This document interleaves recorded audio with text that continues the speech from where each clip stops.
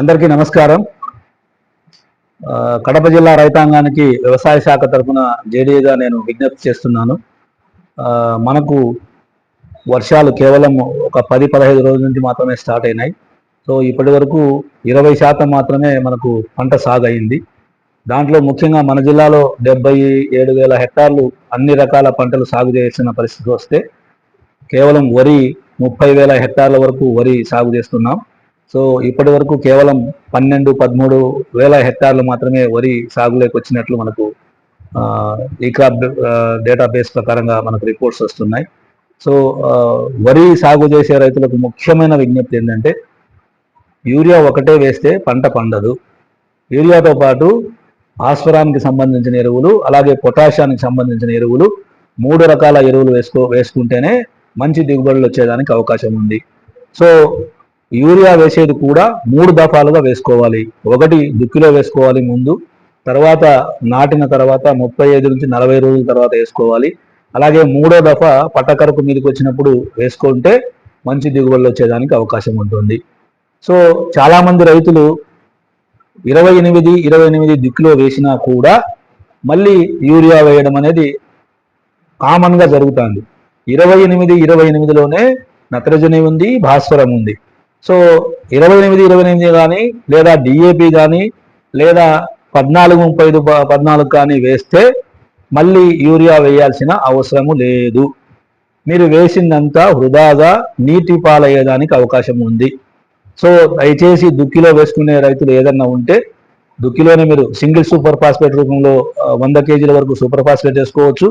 అలాగే యూరియా రూపంలో నత్రజని అందించాలి కాబట్టి నత్రజనిని 45 నుంచి 50 కేజీలు వేసుకోవచ్చు. దాంతోపాటు మ్యూరేట్ ఆఫ్ పొటాష్ అనేది ఖచ్చితంగా దుక్కిలో వేసుకోవాలి. ఎప్పుడైతే మ్యూరేట్ ఆఫ్ పొటాష్ వేయలేదో పంట బాగా పెరిగిపోయి మొక్క పెలుసుదనం వచ్చేస్తుంది. సో అప్పుడు పురుగుల చీడపీడల తాకిడి కూడా ఎక్కువ అయ్యేదానికి అవకాశం ఉంటుంది. సో అందుకే పొటాష్ అనేది కంపల్సరీ వేసుకోవాలి. ఇది గుర్తుపెట్టుకొని చేసుకుంటే మంచిది. ఎవరికైనా రైతులకు అపోహ ఉంది, ఇంకా యూరియా వస్తుందో రాదో అనేది ఒక అపోహ మాత్రమే ఉంది. మనకు జిల్లాకు 70,000 మెట్రిక్ టన్నుల ఎరువులు అన్ని రకాలు ఆల్రెడీ ప్రభుత్వం శాంక్షన్ చేసి ఉంది. దాంట్లో కేవలం యూరియానే 20,500 మెట్రిక్ టన్నులు యూరియా ఒక్కటే మనకు సప్లై చేసేదానికి ప్రభుత్వం సంసిద్ధంగా ఉంది. సో దీన్ని దఫదఫాలుగా పంట కాలం మనకు ఇప్పుడు ఆగస్టులో చేసుకుంటే ఆగస్టు, సెప్టెంబర్, అక్టోబర్, నవంబర్ ఆఖరుకు పంట వస్తుంది, లేదా డిసెంబర్ ఫస్ట్ వీక్ వరకు వస్తుంది. సో ఈ కాలంలో మనం వాడాల్సిన ఎరువులు కేవలం 17,000 మెట్రిక్ టన్నులు మాత్రమే వరికి. సో మనకు వరికి ఆల్రెడీ 20,000 మెట్రిక్ టన్నులు ప్రభుత్వం శాంక్షన్ చేసి ఉంది కాబట్టి రైతులు ఎవ్వరూ అపోహపడాల్సిన అవసరమే లేదు. సో మీరు ఫస్ట్ దఫా వేసుకొని మళ్ళీ 2వ దఫాకి 4 రోజుల తర్వాత వస్తే 2వ దఫా మళ్ళీ సప్లై చేస్తాం. అలాగే 3వ దఫాకు 2 నెలల తర్వాత వస్తే మళ్ళీ 3వ దఫా కూడా సప్లై చేస్తాం.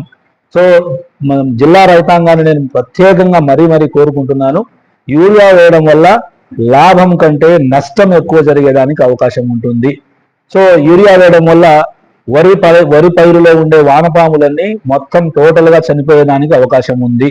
ఒకప్పుడు యూరియా మనము ఒక మొక్క తీసి లాగేస్తే వేర్లతో సహా వానపాములు పైకి వచ్చేటివి. ఈ రోజు వానపాము అనేది ఎక్కడ కనపడడం లేదు. సో దయచేసి మళ్ళీ చెప్తున్నాను, ఎరువులు వాడండి, అవసరమైన మేరకు మాత్రమే వాడండి. అనవసరమైన ఖర్చులు పెరిగిపోయి లాస్ట్కు రాబడి వచ్చేటప్పటికి నష్టం వస్తుంది అనేది ప్రతి రైతు మనకు మాట్లాడే సందర్భంలో ఆయన అభిప్రాయం వెలిబుస్తున్నాడు. సో ఆ విధంగా చేయకుండా ఏదైతే జనుము జీలుగా పిల్లి పెసర విత్తనాలు ఇస్తున్నామో అలా సాగు చేసి పంటను పండించే రైతులు టోటల్గా 25% ఎరువులను తగ్గించేదానికి అవకాశం ఉంటుంది. ఇప్పుడు 2 బస్తాలు అంటే 100 కేజీలు యూరియా వేసే రైతు జనుము కానీ పిల్లి పెసర కానీ జిలుగు కానీ వేసి కలయి దున్నితే ఆటోమేటిక్గా 25% తగ్గించుకునేదానికి 100% మనకు అవకాశం ఉంది. అది ఎవరూ పాటించడం లేదు. జనుము జీలుగా వేస్తున్నారు, మళ్ళీ యూరియా డోసు వాడుతున్నారు. సో ఆ మెసేజ్ రైతాంగానికి వెళ్ళాలి. అది పాటిస్తే మనకు 100% ఈ యూరియా క్రైసిస్ అనేది బయటపడేదానికి అవకాశం ఉంటుంది. సో గవర్నమెంట్ నిన్ననే మనకు ఒక క్లియర్ ఇన్స్ట్రక్షన్స్ ఇచ్చి ఒక విజిలెన్స్ టీమ్ లాగా ఫామ్ చేసి వ్యవసాయ శాఖ అధికారి, పోలీస్ అధికారి, అలాగే విజిలెన్స్ అధికారి ముగ్గురిని ఒక టీం లాగా ఫామ్ చేసి సో సడన్ ఇన్స్పెక్షన్స్ చేయమని ఆర్డర్స్ ఇచ్చారు కలెక్టర్ గారు. అలాగే గవర్నమెంట్ నుంచి మాకు ఆదేశాలు వచ్చాయి. సో మనకు 8 డివిజన్స్ ఉన్నాయి. ఈ 8 డివిజన్లలో ఉండే ఏడీఏని లీడ్ చేస్తూ ఏడీఏ గారు, సిఐ గారు, అలాగే ఎస్ఐ క్యాడర్ నుంచి విజిలెన్స్ ఆఫీసర్స్ ముగ్గురు సడన్ ఇన్స్పెక్షన్ చేసి ఏదైనా లోటుపాట్లు గుర్తించి లేదా ఎంఆర్పి కంటే ఎక్కువ ఎవ్వరూ అమ్మడానికి వీల్లేదు, 266 రూపాయల 50 పైసలకు మాత్రమే యూరియాను అమ్మాలి. యూరియాతో పాటు మేము యూరియా కావాలంటే ఇది నువ్వు కొంటేనే మేము యూరియా ఇస్తామంటే వాళ్ళ మీద స్ట్రైట్ అవే యాక్షన్ తీసుకోవడం జరుగుతుంది. సో దానికి ప్రతి డీలర్కు ఒక షాప్ ముందర ఒక బ్యానర్ తయారు చేసి డిస్ప్లే చేయమని చెప్పాము. దాంట్లో క్లియర్గా వ్యవసాయ శాఖ మేము ఏదైనా పొరపాటు చేస్తే వ్యవసాయ శాఖ తీసుకునే చర్యలకు మేము సంసిద్ధంగా ఉంటాము అని ఒక ప్రింట్ చేపించి దాన్ని డిస్ప్లే చేస్తున్నాం. సో ప్రతి రైతు ఎవరికి ఏది అవసరమో అదే డీలర్ అమ్మేటట్లు ప్రభుత్వం చర్యలు తీసుకుంటుంది. కాబట్టి దయచేసి మళ్ళీ చెప్తున్నాను, యూరియా కొరత మనకు లేనే లేదు. మనకు ఆ డిసెంబర్ వరకు మనకు వరి పంట కాలం ఉంది కాబట్టి ఆ లోపల మనకు 20,000 ఇప్పటికి వచ్చింది. కేవలం యూరియా వచ్చింది 12,000 దగ్గర 12,000లో 9,000 ఆల్రెడీ డీలర్స్ ద్వారా కొంత, ఆర్ఎస్కేల ద్వారా కొంత ఇచ్చాం. ఇంకా యాజ్ ఆఫ్ నౌ మనకు 3,500 మెట్రిక్ టన్నులు డీలర్ల దగ్గర సగం ఉంది, రైతు సేవా కేంద్రాల్లో సగం ఉంది. కాబట్టి ఎవ్వరూ ప్యానిక్ కావాల్సిన అవసరమే లేదు. 12,000 వచ్చింది కాబట్టి ఇంకా మనకు దాదాపు 8,000 మెట్రిక్ టన్నులు మనకు యూరియా రావాల్సిన అవసరం ఉంది. సో ఈ నెల ఇండెంట్ మనకు ఆగస్టులో దాదాపు 3,500 నుంచి 4,000 మెట్రిక్ టన్నులు మనకు ఇండెంట్ ఉంది.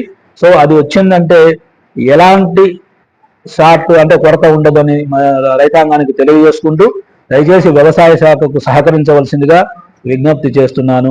అలాగే కొంతమంది అవసరం ఉన్నా లేకపోయినా కొని పెట్టుకుంటున్నారనే ఉద్దేశంతో పాస్బుక్ స్టార్ట్ చేసుకుంటున్నారు ఇళ్లలో అనేది ఉద్దేశంతో ప్రతి రైతును యూరియా కోసం వచ్చేటప్పుడు ప్రైవేట్ డీలర్ దగ్గరికైనా కానీ లేదా మా రైతు సేవా కేంద్రం దగ్గర కానీ వచ్చేటప్పుడు పాస్బుక్ జిరాక్స్ కాపీ తెచ్చుకుంటే ఆ పాస్బుక్ను చూసి దాంట్లో ఎంత విస్తీర్ణం ఉందో అంత విస్తీర్ణానికి కావలసిన ఎరువులు, మొదటి మోతాదుకు కావలసిన ఎరువులు ఖచ్చితంగా మేము డిపార్ట్మెంట్ ద్వారా ఇచ్చేదానికి 100% వ్యవసాయ శాఖ సంసిద్ధంగా ఉందని రైతాంగానికి విజ్ఞప్తి చేస్తున్నాను.